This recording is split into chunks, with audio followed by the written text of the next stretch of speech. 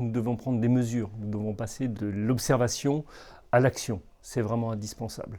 Et dans ce sens-là, la recherche doit être exemplaire. Je pense que la piste la plus importante pour nous, c'est la réduction de nos achats. Il faut acheter moins et acheter mieux. Ça passe par la réparabilité, ça passe par la mutualisation de nos équipements.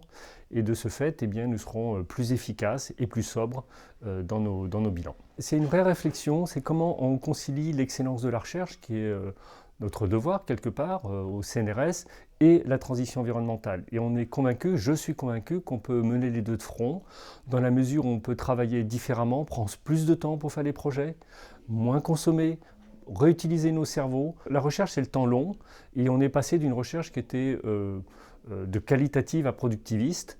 Je pense qu'il faut revenir en arrière, il faut reprendre le temps de faire des projets, de les réfléchir en amont, de faire des analyses de cycle de vie de ces projets et ensuite aller sur ces projets qui soient mieux pensés, qui soient mieux construits et qu'on prenne vraiment le temps d'exploiter les données plutôt que de passer d'un projet à un autre qui est finalement très consommateur d'énergie. L'idée, c'est d'avoir un outil qui permette aux chercheurs qui souhaitent monter un projet d'avoir un bilan carbone, fluide, énergie de son projet et ainsi prendre la bonne décision sur ce projet. Par ailleurs, nous travaillons avec l'ANR et l'Europe sur la prolongation des projets, de telle sorte que les projets soient plus longs et laisser de temps aux chercheurs de mener à bien ces projets et non pas de sauter d'un projet à l'autre. Je m'appelle Stéphane Guillot, je suis chercheur au CNRS, délégué scientifique, transition environnementale et gestion des risques.